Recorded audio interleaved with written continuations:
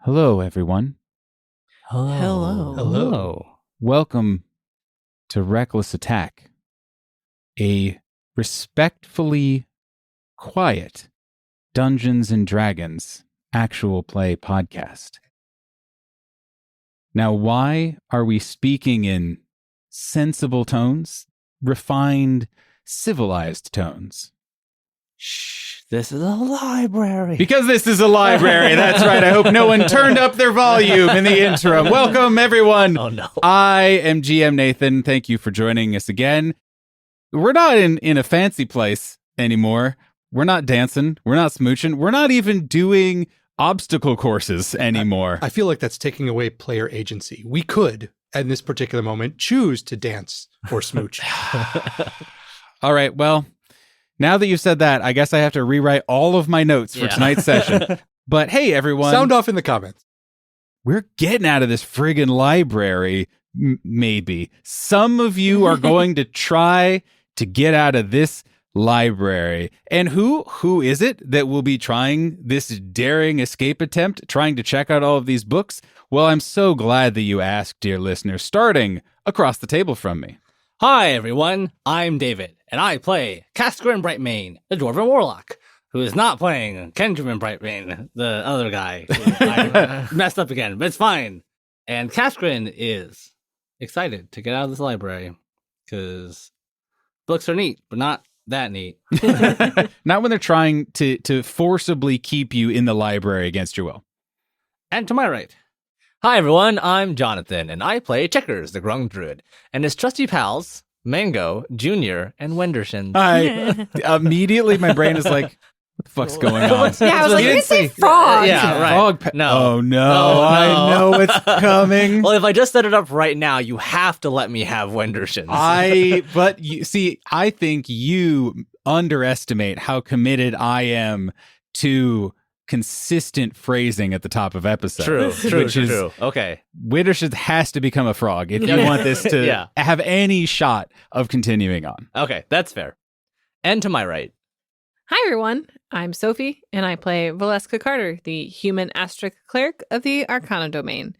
And Val understands why we have to leave the library, but she doesn't want to leave the library. In an ideal world, we could all be very kumbaya about it. Yeah. We can all just be like, well, we can just hang out here for a little while, right? Right. What's the animal handling DC on befriending the bookworm? I guess we have to roll to find out. And across the table from me.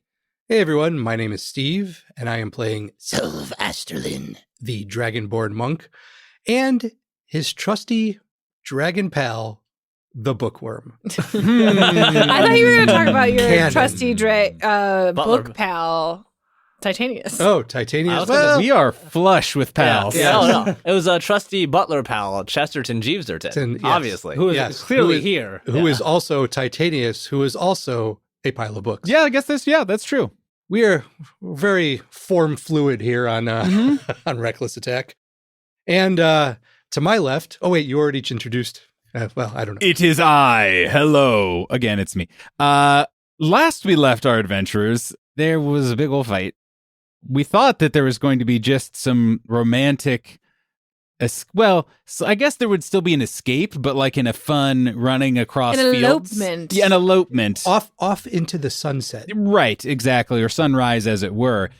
But things got a little bit more confrontational, both for the sake of propriety and of custom and of respect, but also in that an artificial intelligence that looks like a travel guide writer turned game show host is really desperate to keep you here for all eternity to do games for no one. For the content. For content, capital C, content. You guys are... Maybe it hits a little too close to home.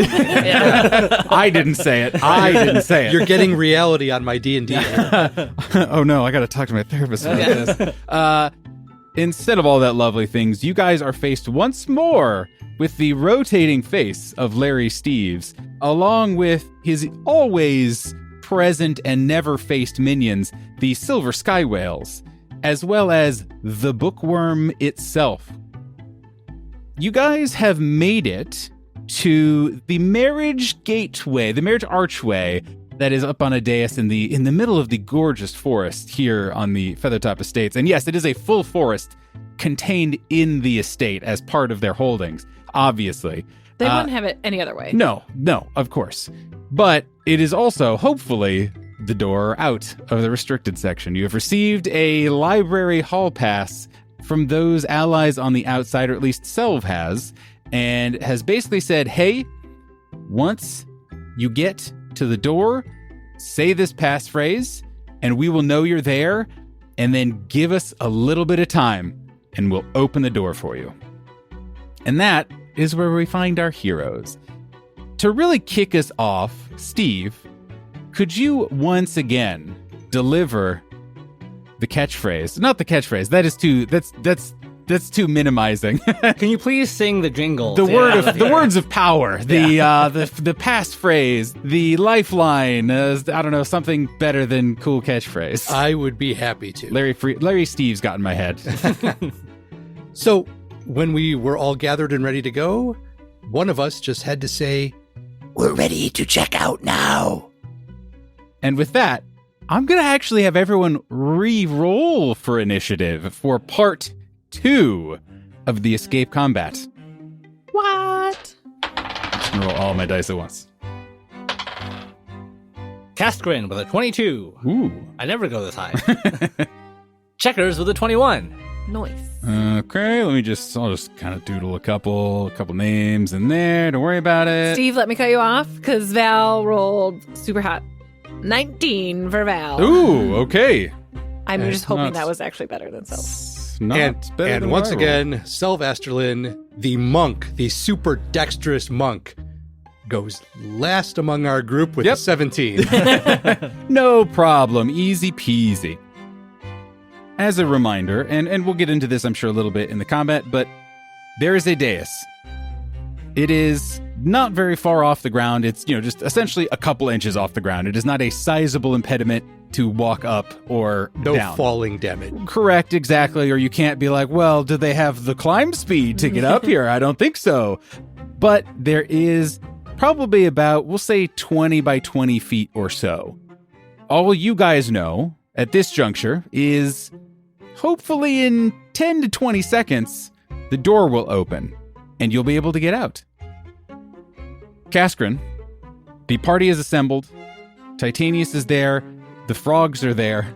All the books that you came questing after are there, and also a horrifying, murderous warbird is also there.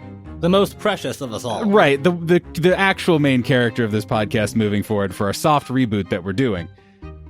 But you also see all of the arrayed forces against you as the background starts glitching out and becoming unstable. The only things that you can see that are not are the Bookworm, Larry Steves, and their various athletic goons. What would you like to do? Kaskrin sees the array of enemy forces amassed against us, and he begins to slowly walk forward towards the edge of the dais in this sort of defiant pose. As he reaches the end of the dais, he stomps his foot on the ground, and as a bonus action, he casts Stone Forming as a halberd shoots up from the ground and he grabs it with one hand. He braces it with his other as if he is trying to hold against a charging enemy, and he stares with determination against the Bookworm. The moment afterwards, his eyes shift over a little bit to the right, and he suddenly points and says, "What's that over there?" And he's going to try and sell the illusion that he placed last turn, that there's the Grand Serviciousness still hiding around somewhere, waiting to hit us. Oh my god, what's that? As if this Oh couldn't my God. get any worse. Okay, give me another deception check. That is a 26. Christ. Hey! Yeah. I mean, at this point, you're throwing your voice so well that like bushes are shuddering a little bit. It's like, oh, is that the wind? Is that the pixels? Well, I don't know. Like, I'm imagining the bookworm is here, so the silent aura is here, so like Cascarin can't say anything, but he's miming super hard. Yeah, that look of like desperation and fear on his face is really like Larry Steve's like, mwah, perfect. Just, oh my God. Well, if it's any consolation, and I should have said this earlier, as reality is starting to glitch and as you guys have kind of gotten this distance, you can tell that the aura around the bookworm has actually started to dissipate. As if, say, it was an ability that lasted for approximately 3 rounds of combat. And maybe at the start of your ruse, when you're just kind of miming, you're like, what's the, and we can't be heard. But slowly your voice kind of starts to come in and you realize that all of you can hear and maybe more importantly, can talk once more freely. Yes, but he is going to brace himself against an oncoming attack, and that is my turn. Excellent. Checkers, your go. You're riding a bird, right? Yes, I am riding Wendigens. Good. Yep, normal. Very good. And large cubular mango is on the dais, but has atop him Val and Quincy. I would like to ask, with the repeated hits that Checkers has been getting in, how is Larry Steves looking? Like, am I cracking his glass head at all? Well, first of all, the show must go on. So even if he were missing a limb, he would still be out there giving his best all day, every day for the fans. And I think it's important to note that. But second of all, no, he's taken a good amount. I wouldn't say he's close to death. Sure. But he's in the bloodied range, I'll say. Okay. So let's see if we can push him over the edge a little bit and just like keep him away with some more rocks. I'm gonna conjure another rock and I'm gonna hurl it straight at his weird rotating head. That's a 15 to hit. That is a hit. All right. Cannot forget the power of love that gives everyone a +1 and Val a +2. Exactly. He's going to take 11 points of damage from the rock. Hell yeah. Why?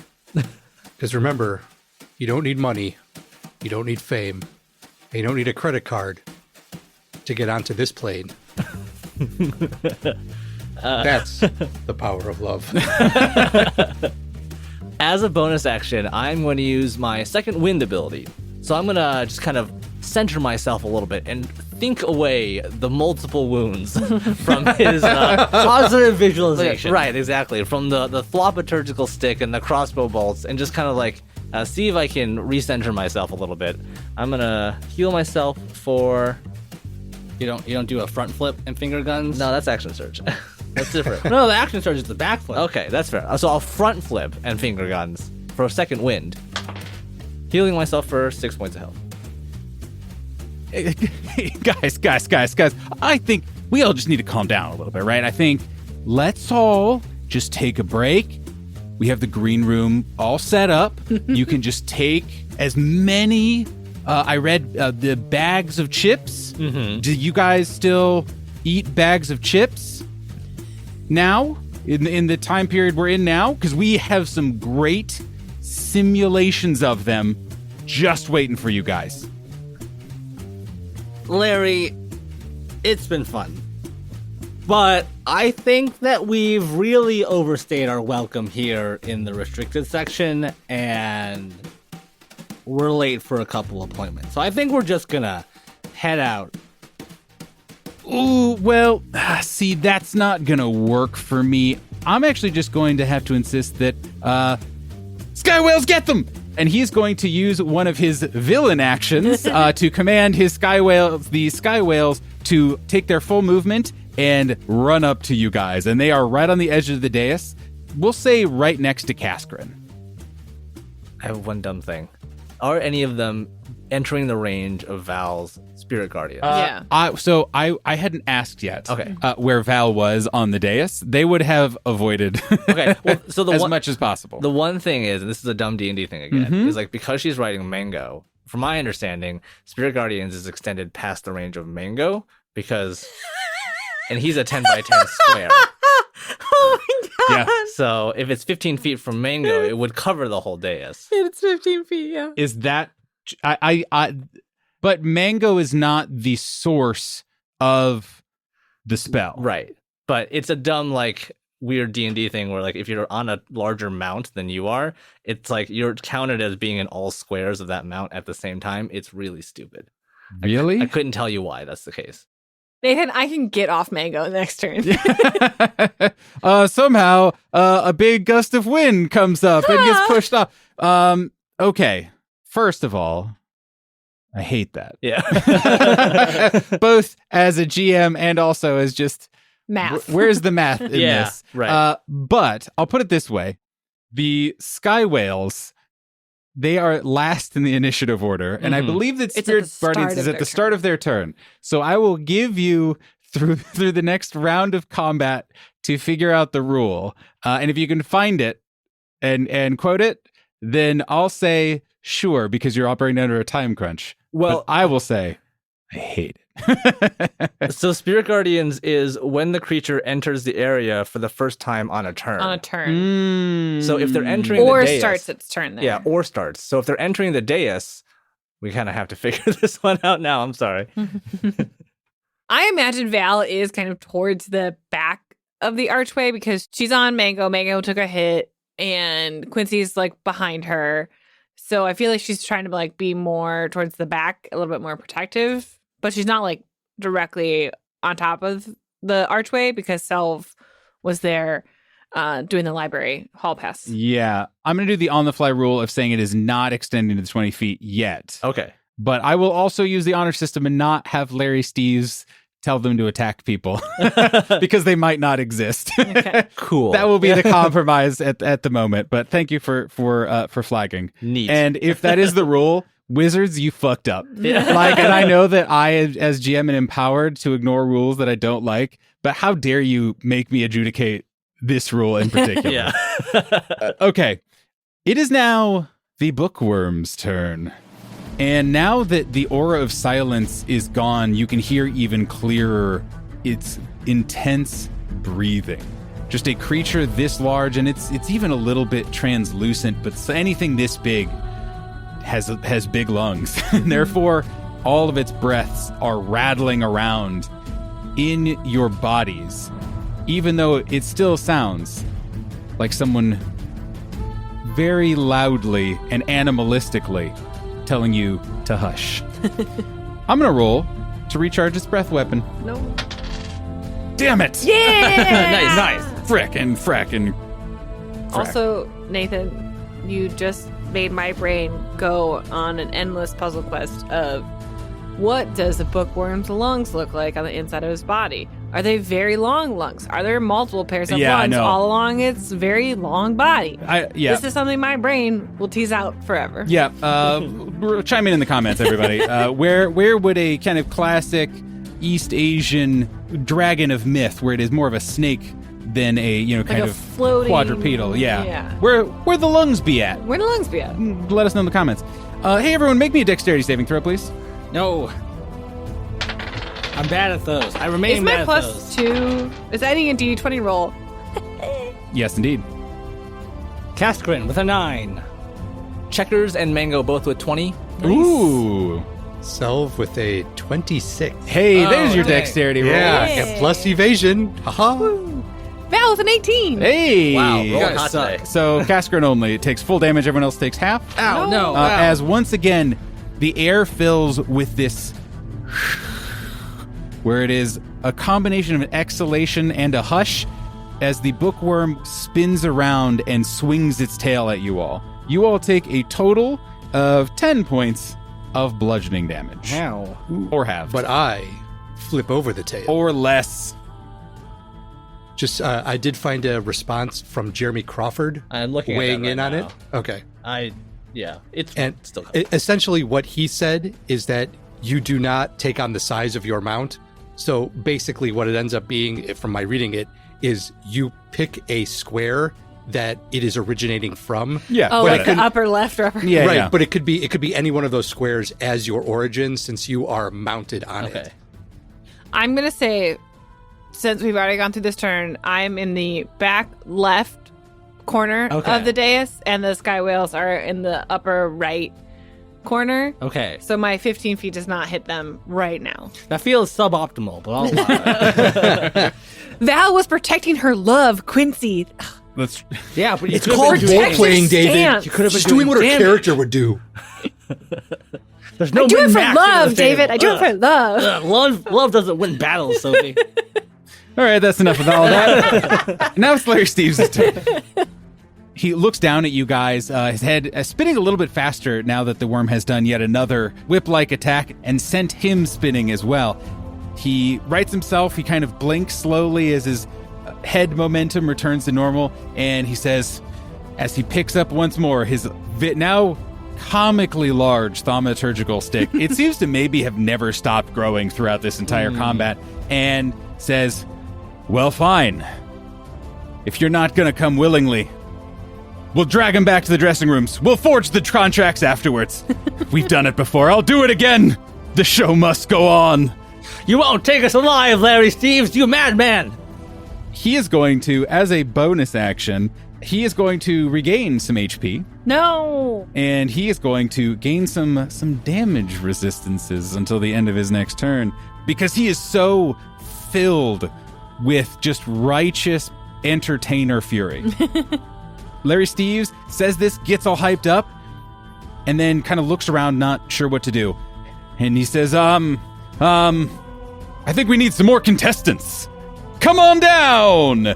And you see another batch of faceless faceless individuals as he calls for reinforcements. The dandelion dryads are now on the field. This is gonna hurt you guys. Oh, God. And he takes the dodge action as part of that. And he just kind of, you see him just kind of cower behind his thaumaturgical stick. That is the end of his turn, though. Val, it is your turn. There are librarians swirling somewhere between 50 and 20 feet away from you and swirling at a point of origin that could be fluid. Val having Mango and Quincy in the back left, safe as can be in this situation, Val will dismount Mango, therefore ridding us of this math. Yeah. Yeah, solving the problem. Again, we've figured it out. I'm not worried about. I think we can carry on as it were. Then Val will move forward so the librarians kind of cover as much of the dais as possible. So they do envelop the sky whales. Yeah, so you could probably even, if you got kind of right behind where Cascarin has started kind of fortifying, then you would be able to get all of them in your aura, no matter what square you were emanating from. Perfect. We'll do that. And then Val, as a first level spell, will cast Healing Word on herself. Ooh, okay. Great news. Maximum 8 points. As her action, she will have Larry Steves. Okay. Make me a dexterity saving throw. Do I get a bonus for dodging? For when I Ooh, against that? wait, if that is true, then no. If you take the dodge action, you get advantage on Ooh, dexterity I don't saving know. I got Then- 2 dice here, so He's probably pretty intelligent, right? Toll the Dead! Wisdom saving throw! he knows a lot of trivia, so I think That's intelligence. yeah, I know. That's what I'm saying. Is like, so that's not a bad pivot. That's pretty wise too. Natural 20. Hey. No! So what is it that you were doing? That was Toll the Dead. Oh, yes. You reach out in a way, again, that is, I always imagine it as you are showing a living creature the kind of the fear of its own mortality. Mm-hmm. Larry Steves has no mortality. Larry Steves is forever. There are like 12 other Larry Steveses in like the next room, essentially, that are maybe some sort of hive consciousness. It's not entirely clear. He doesn't even notice that you've cast anything. Like, he didn't even pay attention that he was doing a saving throw, and doesn't even have a witty retort because of it, because it was so nothing. Just wait till next turn, Larry. I'm going to show you the end. What? Roll those credits. I'm sorry, Val, did you say something? You have to project. Don't worry, we can work on it. It'll be fine. And that is Val's turn. Just Okay. moved, action, bonus action. Selv, your turn. quick question for Jonathan. Ooh. What's up? You currently have the original thaumaturgical stick, right? Is it kind of out, or is it somewhere? I could throw it to you if you wanted it. Well, I think we're kind of close enough that I could, if it's readily visible, I could go and just kind of grab it. Yeah. I'm going to grab the thaumaturgical stick from Checkers, Perfect. and I am going to present myself front and center to the bookworm. Okay. You guys know you can like punch, right? Yes. We could. Unfortunately, Selv, not the most persuasive person, but I'm hoping with the loud volume Okay, that, yes. that will cover up his inability to persuade things yeah. by just being loud about it. And you have the power of love. And I have the power of love. And I also am going to be saying this in Draconic. Okay. What's happening? So I'm going to say to the bookworm, We are trying to leave. Larry Steves is trying to prevent us from exiting your library. If we stay, we may inadvertently cause you more harm. Roll me a persuasion check with advantage and with an extra d4. Ooh. Here's why. A, cool idea. Yeah. Plus, saying it in Draconic, also very good. But Cascarin has also been distracting the bookworm for multiple turns now. And the bookworm is a being presumably of a lot of intelligence, but there's like a lot going on. and I think it is very reasonable that there would be so many distractions happening right now that it can't just kind of laser focus on stop them, do whatever, grab them, hit them, breathe noxious gas on them, etc. So roll away. all right. I think that was a good look. It was oh my word, that is a lot of numbers. Okay, it could have been also like it was like so good that it's painful, Yes, or that I'm was not kind of what I'm it not was. sure. That's so me all the time. the with advantage, the lower d20 is 16. Oh. The higher one is 19. Hey. Nice. With the plus one gives me 20, plus the extra d4 makes it 23. Sick. Heck yeah. Sick. Who else speaks Draconic? Does anyone? Val does. I can bust out the list. Statistically, it is likely. Again, it doesn't immediately matter. Yeah, there's an 80% chance that Val speaks it. Yeah, Well, this is a very old loose leaf piece of paper. I generated It's on here. fucking 40 languages, and Val speaks roughly half of them. If she doesn't speak them, they are connected on the web of languages so that she would have a base understanding and could make a roll to understand. Because I made damn sure that. I took your whole system, Nathan, and I just tore it in This half. is what I made Max, David. Languages. Yeah, that's why I presented it, and I worked all of that in. It is not Sophie's fault that none of you took any points in intelligence to get any other languages. Okay, so there is a pause in the battlefield for a moment. Spectral librarians swirl around silently, menacing with their overdue book stamps. As people brace for combat, as more athletes enter into the field of battle. Contestants, yeah, that also works. The only one who seems to be moving is Larry Steves' head. And you all can see his eyes kind of dart around the battlefield and just says, "Hey, what's the holdup there? Go get him!" Commercial break, Larry.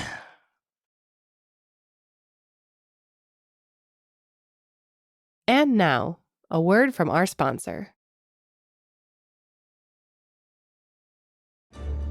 This episode is brought to you by A Foul Light Shines, a new free serial novel based on a D&D campaign. The Empire of Fire and Water has known 20 golden years of peace since the end of Agenion's War, a peace which is now in peril. When a ragtag group of friends intervene in a grotesque monster attack, they're too late to save a wounded man who leaves them with an encrypted journal and the words, Trust no one, Tyir. Can the gang find Tyir, escape the claws of more strange monsters, and uncover the lurking threat to the Empire before it's too late? This story features themes of found family and strength in diversity, and is available for free on Campfire and Royal Road. A foul light shines. Come for the fantasy. Stay for the cheese-obsessed goblin gunslinger.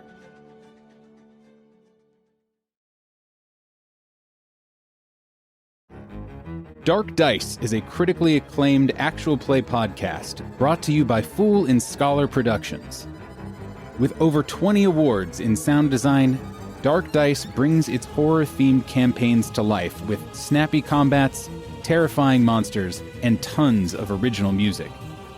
Each episode is only 45 minutes long and features an all-star cast of seasoned role-players and first-time players alike, including folks you might recognize, like Jeff Goldblum, Lily Pichu, and Jasper William Cartwright. Start with Season 1 and follow the adventurers on their quest to investigate a doppelganger, or jump into Season 2 and listen to a new story about a terrible, corrupting sound that infects all who hear it. Dark Dice is available for free however you listen to podcasts or at darkdice.com. So ask yourself, do you seek him? You just said the most devastating thing that Larry Steves. No one tells Larry it's time to go to commercial.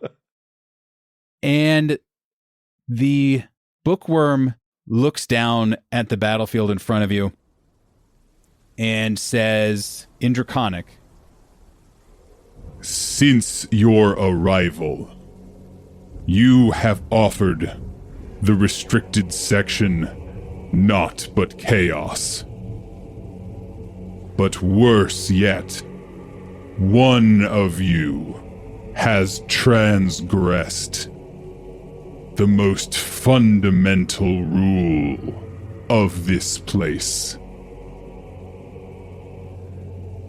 And now I really hope Val speaks Draconic, because the dragon looks down at Val, and it talks without moving its mouth, and you realize it might be talking in your heads. One of you did not have proper authorization to check out a book. And then dramatic music plays in the background. Dun, dun, dun. Well, luckily, we have an official representative of the library here who can process the proper paperwork Ooh. to switch the ownership of the checked out book from the previous person to the new borrower. Can I just side note? I love that this drama is of library etiquette. Yes, 100%. As soon as it happened, it's like, oh, this is very good, actually. As I've been sitting on this for like many weeks. Nobody wants to fight the worm. We're just gonna talk. Good. I mean, you shouldn't. Spoiler, you shouldn't want to. I'm sorry. I'm so sorry. I will fill out the paperwork. As you say that, over the increasingly panicked cries of Larry Steves, hey, what are we doing? Oh, hey, hold on. Let's talk about this. What's going on? The worm encircles the entire dais, forming a ring around you, with its head right in front of Selv and Val. I mean, its head is right in front of everyone's because it's big. And he says, The transgressor cannot leave this place until this is corrected. I'm going to turn to Titanius and say, We need to switch the borrower of the Liber Morte from Checkers to Val, and then we will be allowed to leave without any more incidents. you can see Titanius is still kind of muttering to himself a little bit. Selv, could you make me another check to get him to snap out of it? Doesn't need to be a charisma-based one, but I will still give you advantage on it. because you're speaking his language. Yes, the whole get out of the library. Okay. In that case, I was trying to figure out how to swing insight into that kind of check. But yeah, I guess the insight of Titanius. I know Titanius wants to leave. This is how he gets out, and no more scary incidents of creatures coming into the void or you know, him being locked in here. You're figuring out exactly what he needs to hear in this moment. Yes. With insight and the power of love. It's a 5 on one die, but a 14 on the other for a total of 21. Nice. When you roll insight. With the power of love. With the power of love. Titanius, as soon as you start talking about getting out of here and filing paperwork, Titanius's translucent eyes come into focus, and he looks up at you, and he just nods and starts rifling through the pile of books that he is made out of. Soon, several note cards start just flying out of nowhere, as if his Rolodex is in there somewhere too. And he immediately finds, okay, this is it, found it. And he grabs it, and just you can see him just scribbling furiously on what appears to be a blank note card, but is clearly something. I will take a non-mechanical defensive position. Yep. In between Titanius and the bookworm, and kind of block Titanius's view of the bookworm so he is not distracted by it. You gotta protect that man from Larry Steves, not the bookworm. Speaking of, The bookworm is closer and more bigger. yes. Hey guys, you hear Larry Steves say again. Now he's just like circling above you guys, just in a rotating circuit on the head of the worm. So, hey guys, they're doing something now. Could you go ahead and could you stop them from doing? Could you get over there? He says to his contestants. Speaking of contestants, it is unfortunately the Sky Whale's turn, and they're about to have some pain, I think. So what do I have to roll? Wisdom saving throw. Okay, what's the DC? 16. 2 passes, 2 fails. What is the damage? Shit. That'll be 9 points of damage. And then on a save, they take half as much.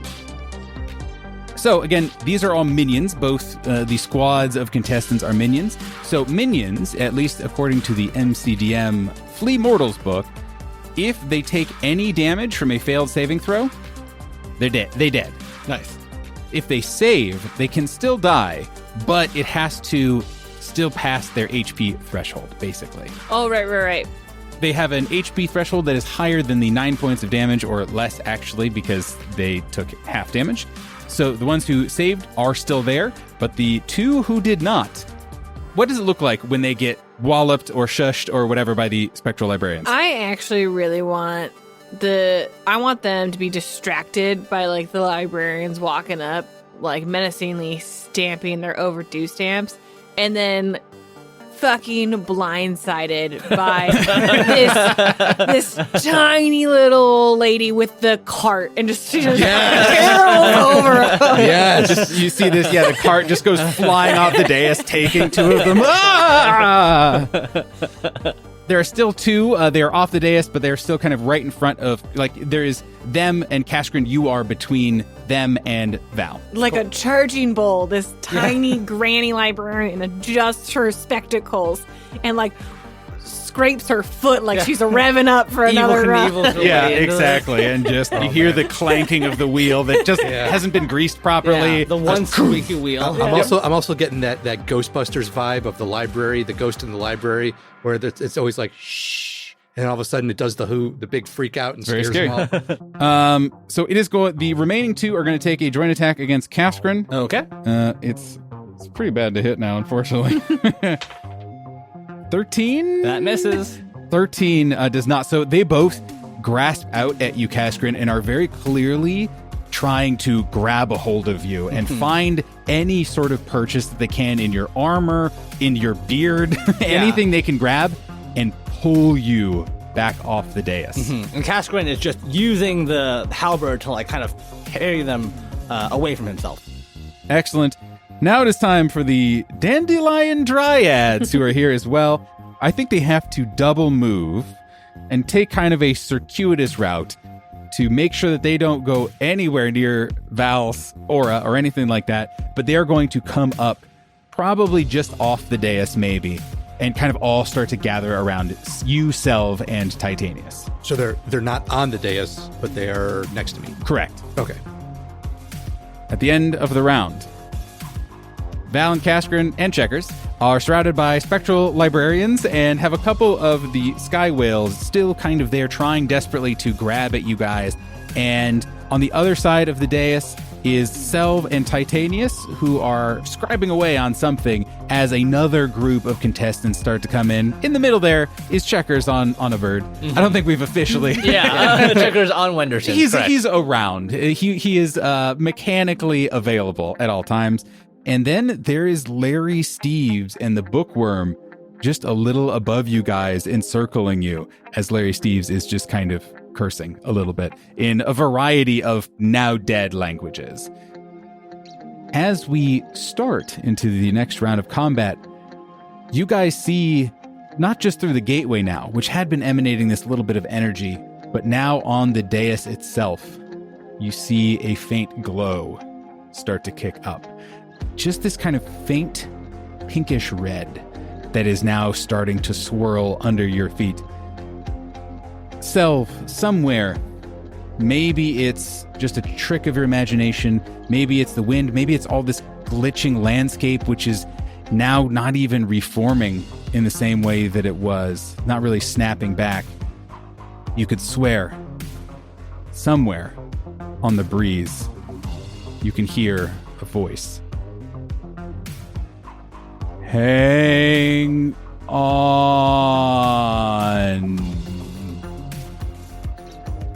And that's the top of the round. Cascarin, it is your turn. You are face to face with a couple of contestants. Val and a frog are at your back, and there are a lot of ghost angry librarians just doing like fucking pile drivers over here. Yeah. What would you like to do? Cascarin is pushing these two silver sky whales back with a halberd, and as he gets them into range, he is going to take a swing at one of them. That is going to be a 26 to hit. Absolutely hits. And they are adjacent, so if you roll high enough, you can actually do overkill damage and maybe kill both. Hell yeah. That is a 13. I rolled a 10. You have passed the hit dice or the hit point threshold of these minions with that 13 points of damage. It is 12 points of damage that you needed to get past. Heck yeah. So, because you have gone all the way past, all extra damage ticks over to the next one, which, because they're minions, you only needed one more point of damage to fully kill the second one that is also there. So please describe one swing, 2 kills. As one of the silver sky whales is charging Cascarin, he runs him through with the halberd and impales him in the chest, and then swings the halberd forward in this kind of like push position to knock the other one over. And as he runs forward, both of them are thrown to the ground in front of him. Dead. Heck yeah, Cascarin. Sick. Anything else? I'm going to retreat a little bit closer to the arch, and that is it for my turn. Now the big enemies surrounding the dais are the Dandelion Dryads that are close to harassing Selv. I'm going to do my best to keep Larry Steves off of the dais. We're going to show him where all these rocks are coming from and keep throwing them. So, and are you just out of spells, basically? Yeah. So we're going to throw a rock at Larry Steves. That'll be a 22 to hit. Definitely hits. 13 points of bludgeoning damage. Ooh, he takes a little less because he told everyone to get their butts going. But he still Damage takes... resistance for rocks. How is he looking? Still pretty healthy. Ah, dang. Okay, we're going to do a quick backflip. And I'm going to action surge and summon up another rock. Again, if I can just keep Larry Steves away by throwing rocks at him, I'll be so happy. Okay. That is a crit. Okay. Wow. So I'm going to roll double damage dice. That's going to be 21 points of magical bludgeoning damage. Ow. Get him, okay. Checkers. There's plenty more where that gun came from. Hey, would you stop? Hey, come on. Can we be professional here, please? No. You are going to give me simulation chips. I thought you were a star. I guess that's what they mean by him being a stone's throw away. Anything else, Checkers? As a bonus action, I'm going to command Mango to go over to where Selv is and just kind of like take a swipe at one of the dandelion dryads just to kind of like fend them off. So Mango's going to make a quick attack. Quick attack. Does he have the power points to use quick attack? 15 to hit. That is a hit. That'll be 8 points of bludgeoning damage. Okay, that knocks one of them off. So Sweet. just describe what I guess Mango doing a little poke and killing Yeah. the whole creature would look like. Please remember, he's a cupid Yes, horse. right, exactly. Yes. So he puts like a squarular hoof, just and just kind of like kicks forward. But again, he looks like a Minecraft cow, so he's just kind of like waddling forward next to the dryads, and just pop. Just do one kick and just it hits him right perfectly in the place, like in between the eyes, and Right. just he's out. Right, perfect. Good boy, Mango. You did it. The worm would like to go now, and it continues circling. And it asks very simply, Esteemed librarian, is your task complete? Titanius, you hear, again, even though he doesn't breathe, man, that dude does a lot of nervous wheezing. Yes. Hold on. Val, I need you to sign. Well, actually, Checkers and Val, I need you to sign this. And he like literally runs over to Checkers in the middle of combat and like extends a new hastily created Rolodex card for the Liber Morte. There's one signature area for Checkers that is like essentially I relinquish my borrowership over this particular tome, and underneath it is one for Val saying I am the one who is now checking this book out. Checkers is going to sign this document the way he signs all documents, which is scribbling on his hand with the pen and just slapping it down on the paper. Titanius looks at it, looks up at you, looks at it, looks up at the worm, and then turns to the worm and says, "This is binding. It's fine. It's fine." Agreed. And he runs over to Val. Now it is Larry Steves' turn. He's going to say, No, this is my big chance. You're not gonna ruin it for me. You see him take a couple of like kind of very awkward steps back, and then he runs forward and jumps off of the bookworm to land on you guys. And it's not that high up, but I'm going to have him make an athletics check to see if he jumps far enough to get out of Val's aura, essentially. He rolled a 2. Oh. So he does not. In fact, that is so bad. Okay, I rolled again to see if he would just land on his face, but then he rolled a natural 20. So unfortunately, he lands like a cat, but definitely not as far as he wanted to go. So you see him jump down. He has his thaumaturgical, again, now it's like a tree trunk, essentially, that he's just holding on to as if he's giving it a big hug, and jumps down, but his foot slips a little bit, and he doesn't quite go as far as he wants. And he drops down right next to Val and Cascarin, who's, I know you've moved back just a little bit too, but is right next to you guys.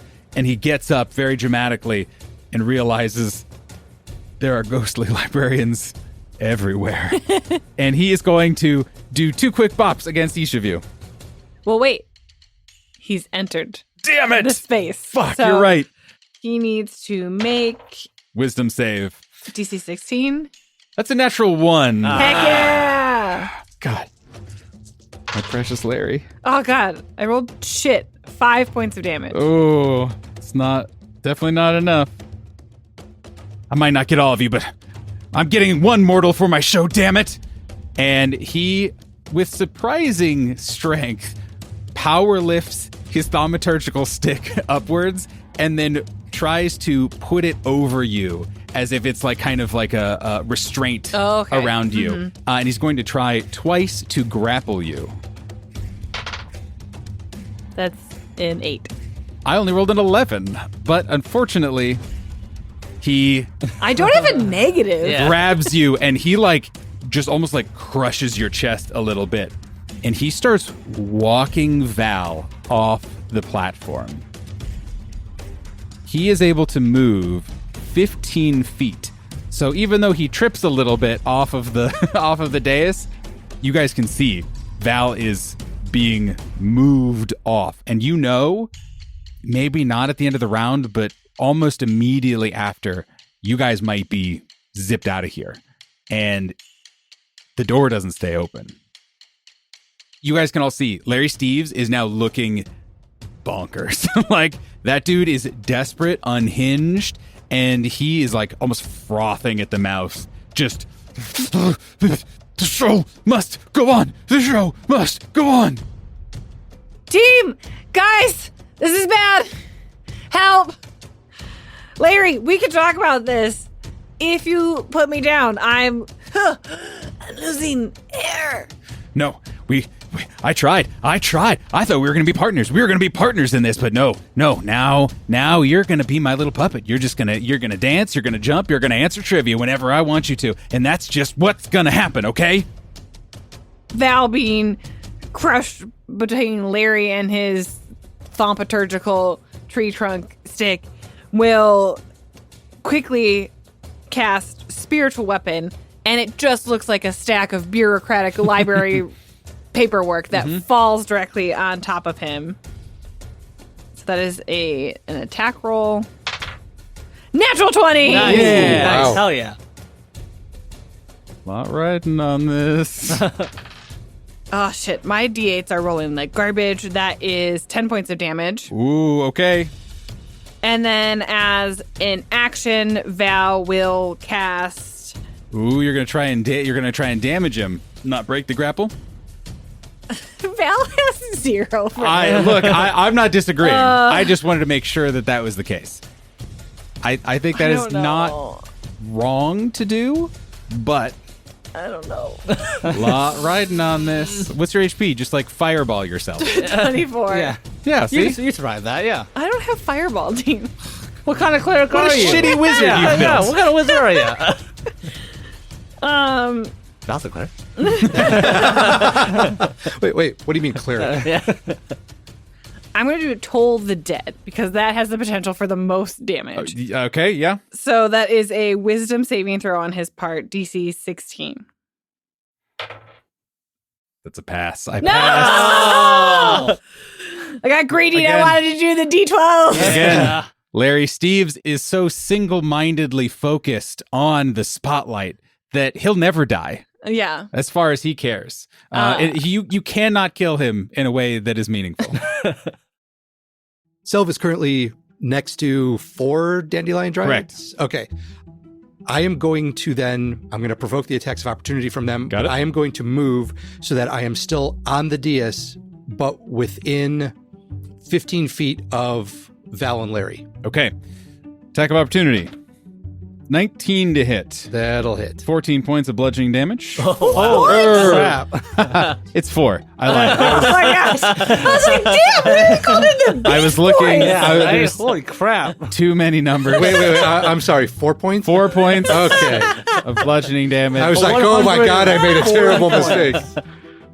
I am going to. No, I'm supposed to. Oh, okay. So Hold on. Hey guys, I've been running this wrong. I'm not going to change literally anything except for this attack right now. I'm supposed to multiply the base damage by how many are attacking. So you actually took 16 points of bludgeoning damage. After all that, thank you guys for reacting so strongly, so that I would go back and double check the rules on that. Okay, so Oh my God, Val would have died so long ago. that was not. You were just Great. waiting in all those groups of minions that don't care in the world. You're like, yeah, whatever. Never They could have again. done like 20 points of damage. Never again. It's fine. We're running away from minions now. They Oh suck. my God. All right, so now that I've moved, I'm going to use the Fist of Unbroken Air, and I'm going to try to hit Larry Ooh. perhaps a couple of times. First attack is going to be with the power of love. 22 to hit. Yeah, absolutely. Okay. Larry will take 4 points of damage. Not 16 points of damage. No, correct. Okay. However, since I've hit, I need Larry to make a strength saving throw, DC 14. If he fails, he gets pushed back 10 feet, and that will break the grapple. I rolled a 17 on the die. Well, With his -6. No. No. He's a pretty Okay. hardy individual, unfortunately, Gotcha. being a semi-construct. Okay, in that case, I will take my second attack. Great. 22 to hit again. 8 points of damage, Nice. bludgeoning damage. Larry is not feeling good, you guys. And I will spend another key point, and so please make another strength saving throw. It's a 14 on the die, and he has a big Oh, old, he has a dang. pretty big bonus. All right. I will use a bonus action to attack one more time. Okay. So you guys can see Larry Steves is still valiantly dragging Val across this, kind of trying to drag her anywhere but towards the dais. And as Selv is just wailing on him with these just gusts of air, you can see his head is still rotating, but it's wobbling on his axis a little bit and is kind of jittering. And he's like, the show must go on. The show must go on. Give me a roll. The show has been canceled, Larry. We only got one season. That is an 18 on the die Okay. for a total of 24? Yep. Ish. Roll good. 6 points of damage. Steve, what does it look like when you kill this incarnation Oh of my Larry God, wow. Steves? Jeez. All right. So Selv is on the dais, and he's just been boom, boom. And it's like, this is not working. The witty retort. That's what's needed. As soon as he says that that Larry's been canceled, and again, one last gust of wind, and it catches Larry in his rotating head and just knocks him backwards and down, and there is kind of a small explosion of pixels. So at the end of your turn, as Larry Steves, this version of Larry Steves at least, flies off into the distance, you all see the dandelion dryads start to clamber up onto the dais and start to run towards, we'll say probably Checkers. A mango's in the way. Oh, that's true. Are going to start beating on Mango, No. unfortunately. My boy. Really quick. They miss. So again, they just are like trying to wail and try to pull him, but he's very large and The very cube. stubborn. The cube. And they are totally unable to do anything to Mango, essentially. As soon as the dryads kind of enter on, as the round ends, all that red energy starts building up even more intensely and intensely. And you've got to believe that whatever's about to happen must be moments away. As all of this chaos is happening, as you guys, especially those who are still near the gate, see the dandelion dryads hop up, and you realize that, oh no, they're up here. Selv, you feel a very strange pressure on your shoulders, where it starts out as almost a pinprick right on the top of your shoulder, and grows in intensity and kind of starts burning a little bit, and then happens to the other shoulder. You realize that there are two dwarven ghostly skeletal hands grabbing your shoulders and Guy, just hauling you and Val onto the dais, as Titanius is again, despite having no corporeal form, just gotta leave, gotta go. And as you all flop onto the dais, he extends a note card out to Val. Val grabs it quickly and signs a still perfectly calligraphed signature. You all hear a reverberating voice. The transaction is complete. Please enjoy your books and come back soon to the restricted section. As soon as that's over, you all feel this gust of what you unfortunately know as the poisonous, noxious breath of the dragon, but this time aimed at the dandelion dryads, who are all just kind of like melted and withered underneath the pressure of this horrible thing. The light builds and builds, and you feel that same pulling sensation that brought you into the library all those episodes ago, but in reverse. As if your belly button is being pushed outwards. And the last thing that you hear is a bone-rattling sigh of relief from Titanius as you all exit the restricted section of the library. And that is where we will see you all next week, everyone. Congratulations, yay! Oh, and by the way, you level up, suckers! Hey! See you next time. Bye.